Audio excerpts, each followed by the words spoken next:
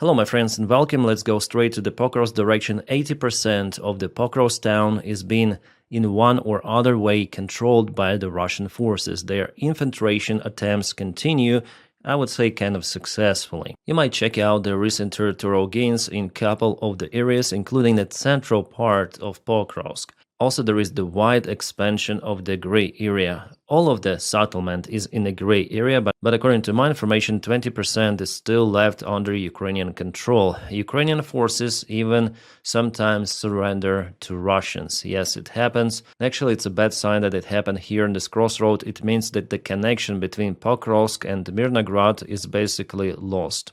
Well, if Ukrainian presence in Pokrovsk is just here and there and the remaining of the forces potentially may retreat kind of fast from this settlement, speaking about, for example, this village or maybe this village and the southern area of Mirnograd and Mirnograd itself, there is the huge risk for this entire Ukrainian group. Yeah, we're not speaking about thousands and thousands of Ukrainian troops, but there could be hundreds of those. And for example, in Suhy Yar, soldiers have to cross around 10, maybe more even kilometers to reach the previously available point for evacuation. Now it's been closed by Russians, so they'll have to go probably to Mirnograd itself and somehow try to find out the next crossroad, which is close to Rodinsk and Rodinsk, even though it is under Russian strikes constantly, but still is under Ukrainian control. So if we go to this map that was published yesterday, there were two of the main exit points for Ukrainian army and also entrance points, for supplies. Well, Russians already cancelled this one because Ukrainian troops, they surrendered to Russians at this crossroad. So as for this hour, by the time I'm recording the video, only one exit route is possible. It goes via this very important crossroad. There are some of the field roads, their Ukrainian army may leave this area, and there are multiple of attempts of the Russian army to get to Rodinsk and also to cut this route. And of course, Russia concentrates their entire forces to cut Ukrainian logistics and for Ukrainian soldiers to leave this area. Russia wants the Ukrainians to be really encircled. So if we go to the interactive map, the map is published by the Myco Century Analytic. Again, the link for his media is in the video description just below. Guys, this map is absolutely great. It shows all of the details, and by clicking every link, for example, here we have the original information published. For example, here, Ukrainian soldier had to surrender. Unfortunately, it's been confirmed. I saw this video. So this gap is getting shorter, and Russians, they still cannot take this crossroad under control, and now it's the main one for Ukraine to leave area. But how they can do it at this stage, especially those far away guys, I just afraid of the same scenario with Avdiivka. Then the part of the Ukrainian forces were just trapped. Here it could be the same. Well, still, it's not going to be some sort of the Bakhmut stuff. Then Ukraine lost lots of the infantry in defending the city, but it's the huge demotivating factor for Ukrainians in general if our military command doesn't do those evacuations at the proper time and waits until the final moment to somehow save the lives of our soldiers. And they all say the main priority are the lives of the soldiers and so on, but they still want to keep settlements till the last very end, let's say. And deploying GUR, well, as for me, it doesn't help because Russians continue to advance. It's simply not enough forces to compensate this push that Russians now have, and they pour more and more forces here to this direction. My friends, on this channel I tell the situation as it is. I'm not sugarcoating it or something. No, if there is a mistake, I tell about it. If there is a difficult situation, close to catastrophic one, I also tell about it. And leaving just one crossroad, which is more or less under Ukrainian control, but still been attacked by multiple of the Russian drones, well, it's not okay situation, as you may understand. So Pokrovsk direction is completely messed up for Ukraine. And you can blame Russians for it, but I would blame poor defense of Ukraine. Or it is better to say too late decisions done. And there is no any freaking way for Ukraine to save Mirnograd and Pokrovsk. They will be occupied in the coming days or weeks maximum. Why? Well, because Russia has more army men, more resources. Ukraine should concentrate on defending the main defense line in Donbass. Use it for defense at least to avoid those kind of the cases. Then Russia went forward to Zoloty Kolodets.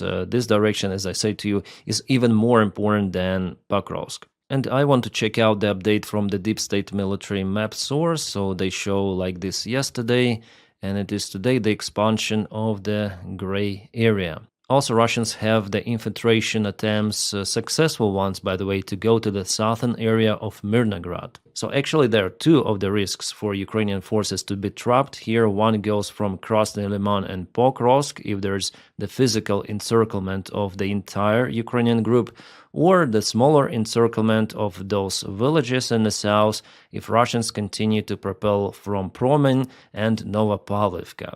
So again, how to withdraw from this area, and to go to Mirnograd, you have the close proximity encounterment with the Russian forces, and here is a very small gap. Yeah, very difficult situation, guys. What can I say? Yeah, I say what I say. I just hope that Russia fails with its encirclement attempts, but the chance for them to be successful is pretty much high, and our soldiers on the front lines, our military command, volunteers, they were all screaming about this possible situation days ago, but Ukrainian military command was not too fast in taking the decisions to withdraw the forces out. Again, the same mistake happening in one more settlement, in one more town. Two of the towns, actually, in this case, Pokrovsk and Mirnograd. And my friends, thank you so much for watching me, even then I tell about the bad news. I think that this journalism work is important. I consider myself now at this stage as the independent journalist. With the audience I have, it's kind of big. Every of my videos got at least 200,000 views, so it's important for me to get the truth to the world, to understand for the Western audience what is really happening. And if we all tell the truth, maybe Ukrainian military command would do something differently next time. Because Ukrainian influencers, also like Sternenko, the biggest volunteer of Ukraine, he also tells the same stuff that I tell you here on this channel. He's just a Ukrainian speaker, he speaks Ukrainian. He has the huge audience within the country, but for me, I also need to say about those things. Yeah, we'll have some of the good news in this video. Some of the kabooms happen on territory of Russia. Those may look already like regular incidents, but actually it is really outstanding that Ukraine is capable to hit Russia that far and that hard. So of course I'll speak about it, but now let's continue with the situation update on the front lines. Okay, Deep State gives us the Russian advancement towards Novoplatonivka, and it happened. Yes, Russia also increased its presence towards Borisivka. They're kind of close or already in Borisivka and Andriivka small village. There is one street, and the idea for Russians is to get to Oskil River here. As you might see, they already created the pocket between Kupiansk and Senkova, and they want to create smaller pocket here, advancing with this attack vector. So Ukraine should withdraw the forces, but Russia will increase its presence and will create the bigger bridgehead. By the way, probably this bridge is gone already. Well, in general, Russia cut all of the supplies across the Oskil River, so potentially Ukraine will have to withdraw the forces if Kupiansk is not liberated. Well, compared to Pokrovsk, actually Ukraine has higher chances in Kupiansk because there is the counterattack now ongoing towards Holubivka village in attempt to trap the entire Russian group. I told about it in my recent update yesterday.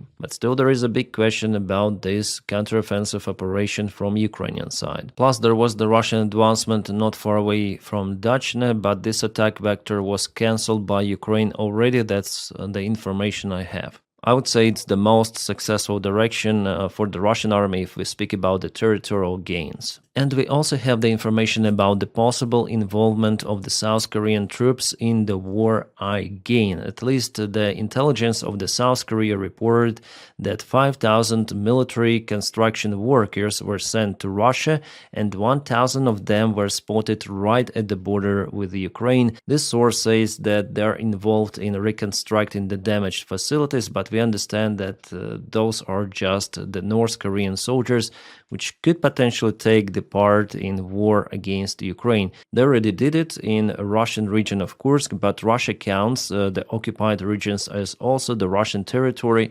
North Korea recognizes Donbass as the Russian territory as well. I mean, Donetsk and Luhansk Oblast, so potentially, officially, according to their documentation, North Korea could be involved in fighting a Ukrainian army from the Russian side. For now, I don't have the real videos from the drone cameras confirming, but I think it may happen. And you see, Asian army, I mean, North Korea's Asia, after all, is fighting on European territory thousands and thousands of miles away, but Europe somehow is not sending its forces to protect Ukraine, and the war in Ukraine may definitely influence the security of NATO, of Europe, but no, those dictators, they have more prompt action. Again, that's what I don't like, guys. Yeah, Zelensky today visited the Pokrovsk direction, but will it help? No. I think that Zelensky should do something about military reforms in Ukrainian army, Commander Syrsky, and the lack of the competence in general. Because 3 days ago, guys, the tragedy happened in Dnipropetrovsk region. Russians again hit the training ground of Ukrainian armed forces, actually very capable Marines of the 35th Brigade. Many of them died. They were lined up again in front of their barracks for some sort of the award celebration ceremony. Russians somehow knew about that location. They sent their Orlan drone that coordinated the strike of the ballistic missile Iskander. The result, many wounded, many flatlined. There was the big report of the brother of the soldier who lost his life in this Marine brigade 3 days ago. He said that the guy was fighting since the very start of the war. He was in Bakhmut, he was in all of those crazy difficult operations, but he was unalived because of the recklessness and incompetence of Ukrainian command. Yeah, it doesn't mean that all of the Ukrainian command is incompetent, but the system itself is crazy, guys, and I'm tired of speaking about it already, but I have to because it's the real problem, and each time it happens, no one gets punished. That's the huge problem for Ukraine, probably one of the biggest ones, and it's also the demotivation factor for Ukrainian volunteers to join Ukrainian army. The war itself is risky, especially against this huge enemy as Russia, with all of the resources and support Russia has, but also people afraid to lose their lives for basically nothing, to be encircled in the places like Pokrovsk or to be flatlined by the Russian Iskander really far away from the front line. So you can go, you will not be able even to make a single shot, then you'll be cancelled by Iskander, Lancet, whatsoever, because simply some of the local commander decided to film some sort of the TikTok and showed some of the maps in it, yeah? I'm referring to the real case if you follow my channel. So this Ukrainian army ex-Soviet system, which has continued to be mostly Soviet, is, I would say, the main demotivation factor, really, for people to join. Not even the Russian Federation itself. For Russia, everything is understandable. It is an aggressor, barbarian army. They do those war crimes, massacres, and they will use this incompetence of Ukrainian commanders in their favor. And I would say that we are actually lucky that Russian military command is still more incompetent than the Ukrainian one. But the small Soviet army cannot win against the big Soviet army. So for sure in Ukraine there should be reforms. We all screaming about those with all of the volunteers and sane officers, and they are not happening. No one gets punished for their wrongdoing with those crazy strikes on Ukrainian positions for basically nothing. For award lineup troops, what are you doing really? It's 21st century, 2025. Lots of the drones, Iskanders are capable to cover most of the Ukrainian territory. It's crazy. And those visits of Zelensky somewhere, like, do your job. Speak with Syrsky for reforms and everyone will be happy. Ukrainian soldiers, for sure. Well, Ukraine is also using the similar tactics to track Russian vehicles. For example, it was Grad system. Our drone, surveillance drone, was operating in the area, And later on, Ukraine caputed it with their own type of the Lancet drones, I call them. Those are very effective as well as the Russian Lancets, but Russia invested a lot into the serial production. Ukraine is still in lack of those resources. Ukraine needs absolutely more of everything. This freak again with his Wunderwaffe, Burevestnik, what and other shit he mentioned today on his conference. Putin is degrading to the worst kind of the dictator philosophy. Then they show their weapons, which doesn't mean absolutely anything because Russia already has nuclear capabilities to destroy the world several of the times. By the way, Donald Trump also said that United States can do it 150 times. He commented about it a couple of days ago. Okay, what he mentions that Russia doesn't threaten anyone. Okay, so what they openly threaten everyone in the Western world, yeah, but now they say they do not threaten, but announce the development of its nuclear shield. Well, shield is something to protect your country. What Burevestnik or that Poseidon torpedo, it's not a shield, it's the attack weapon. And on the Russian TV, they say how it will kaboom absolutely everything. Yeah, some of the bullshit from the Russian dictator. Somehow Burevestnik and Poseidon will help to create the perspective moon station, moon freaking station. Like his army is not capable or was not capable to occupy Pokrovsk for almost 2 years, maybe 1 year and a half, something like that. Well, at least I predicted, my prediction was wrong.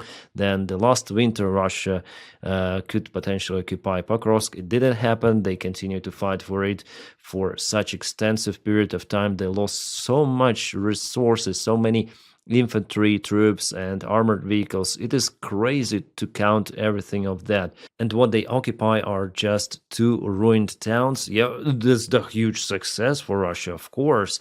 And they want to build a moon station now.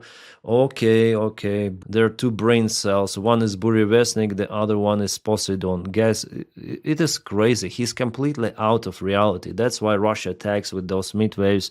Yes, they're successful in their attacks. It's crazy what they do. They have resource for those attacks, and because of that, the Ukrainian army, I would say openly, is struggling, and Ukraine cannot repeat that. Ukraine has just limited resources, and still our military command is not doing at least that stuff that Russians do. Likely, because there's still the public opinion in Ukraine. But in Russia, there is no critics for the Russian army action, and they continue to basically flatline their own soldiers in Ukraine, green them.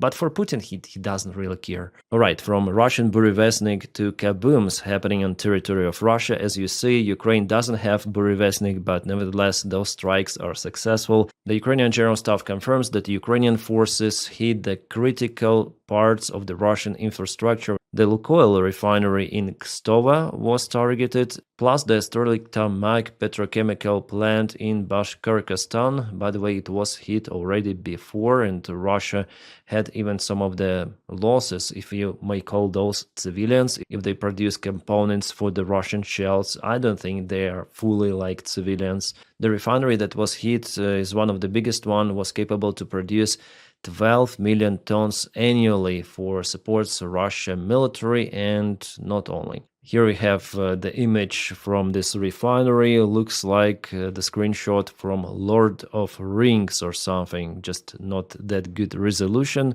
but reminds Mordor. Yeah, kabooms in Russia, they look like the average news, but Ukraine is definitely successful in those. However, Ukraine needs to introduce, I think, long-range missiles. I'm sure that Tomahawk missiles potentially could help Ukraine, but there are not enough ground launchers. That's why the rhetorics from Doni about Tomahawks, it was more to create the political pressure on Putin. That story requires lots of the time to produce ground launchers and to send all of the infrastructure to Ukraine. I don't think that there is a political will from the White House to finally send Tomahawks to Ukraine. Otherwise, they would be still working on that one. Well, maybe we don't know lots of the stuff happening behind the curtains, but from what I see, there is the problem with Tomahawks. With Flamingo missiles, it's too heavy, too visible for the Russian raiders. Well, at least right now that missile is not that successful, so I would bet on Neptune. That's the solution which Ukraine might take. Storm Shadow, it has the limited range, as well as Taurus potentially could be sent to Ukraine. But Germany still hesitates to send everything of that.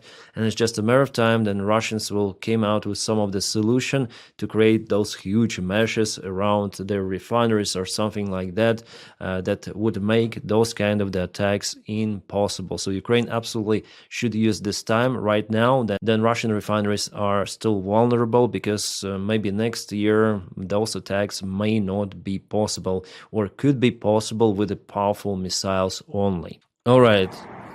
Oh, that's Oryol city of Russia. Uh-huh, nice. It is probably some sort of the long-range missile. I heard the jet engine. The jet engine and kaboom somewhere in Oryol city.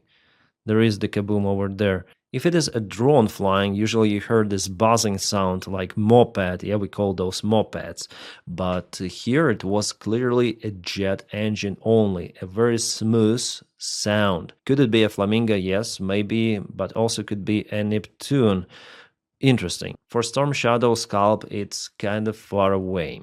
Yeah, one more. Locals report about the fire in a local power plant facility. Yeah, the usual view from the Russian window that goes to some sort of the local refinery.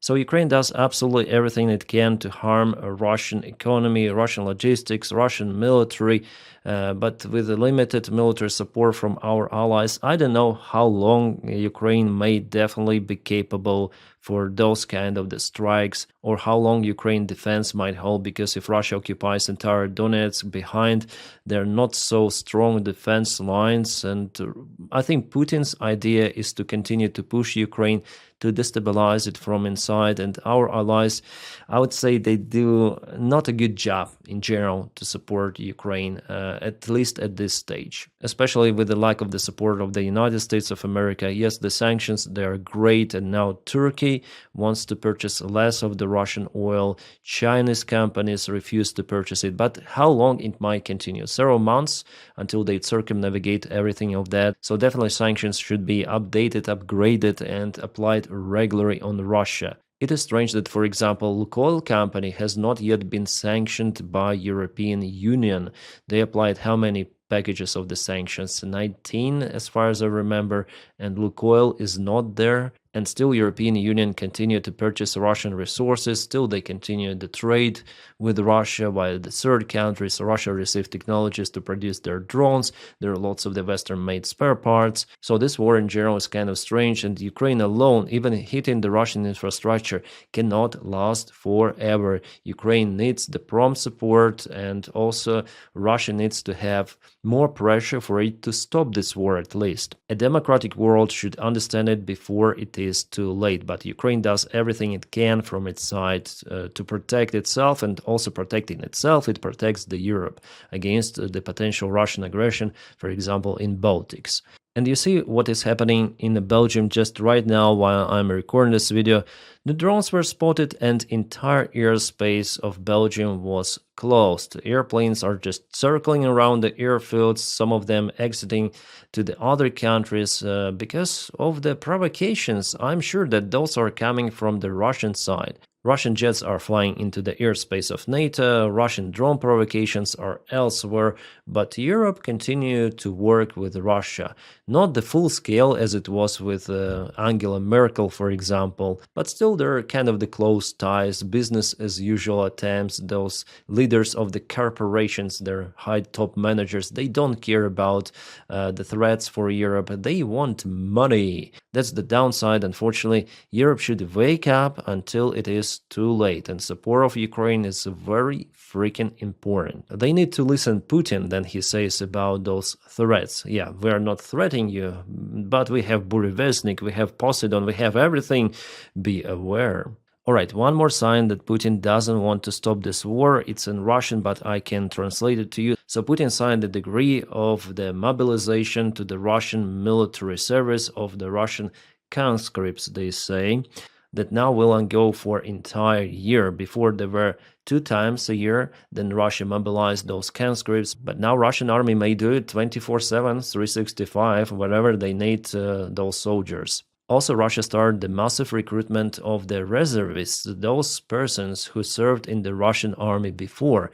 The Russian military command explains it as the mobilization of the Russian men to defend the Russian infrastructure on the Russian territory. But please tell me how those soldiers, what they may do to protect the Russian refineries, for example, against the drone strikes. Will there be some sort of the mobile groups created, but they do not require that sort of the massive mobilization of the reservists? So the scale of the recruitment and those processes, they tell us that Russia wants to get more army men to the army, and the volunteers are simply not enough to cover the Russian losses, especially those which were happening for the last couple of months. I think that Putin still doesn't want to announce mobilization openly. He is searching for alternate variants till the very last moment, but finally I think Russia will be forced to announce a new massive one. Russian soldiers, those who were just mobilized to the Russian army, mostly volunteers. Old, young, doesn't really matter, but they still go to the Russian army. Some of them more. So Russia still has, like, you see those elderly guys here and there. I think they're close to 60. This guy he looks more than 60 years old. Oh God. And this one also. But still there are some of the young future soldiers. That's crazy. Also more, this channel Parapax publishes all of those kind of the local videos which Russians share in their groups, and still elderly guys are this young, but many elderly as well. Usually those who live in the poverty or have some of the problems, they go to join the Russian army. They think that their lives could be improved, but usually it's not like that. Usually their lives are being cancelled. Yeah, that's what happens to them. Going somewhere, scrolling, probably obtain some of the wounds. The situation is not that great on the front lines. The crouch battalions, but again, we shouldn't underestimate the enemy. Russia has lots of those army men, and Russia has the part of the army which is very, very capable. Yeah, those guys are usually being sent to the straightforward meat attacks, but some of the Russian army may attack from the flanks. They have very capable forces. Russian Marines, paratroopers, so because of the resources, it's strong, and also because of the experience, military experience. It's not what it was in 2022, and we should understand it. I guess Ukrainian media also did kind of the terrible mistake before telling, oh, those are just chmobiks in the Russian army. Ukraine can nail them, and definitely Ukrainian army was successful in autumn of 2022, but now those kind of the breakthrough attacks operations are not possible simply because of the drones and the kill zone which has been created on the front lines. And Russian army is also not capable to advance that fast, at least right now. Then Ukraine keeps the main defense lines under control, but there is always the risk for the Russian army to break through that Ukrainian defense. So the real picture should be told. The Russian army is damn strong. Our officers are telling about it. Their Rubicon drone unit is very, very capable, and they have up-to-date gear. Luckily, there is the only one unit like that in the Russian army, but definitely this enemy is damn strong. And if we tell that they're chmobiks, they're hobos, sometimes they have those narcomans, alcoholics also in the army, but that's just the part of them. If we call all of them like that, what it means for Ukrainian army if Ukraine has to retreat under the pressure of those so-called alcoholics or ex-prisoners. No, Russian army is damn freaking strong right now, compared to 2022. Nevertheless, even the Russian army has its own resource, and for Ukraine it's important to continue on defense to exhaust Russian army resources.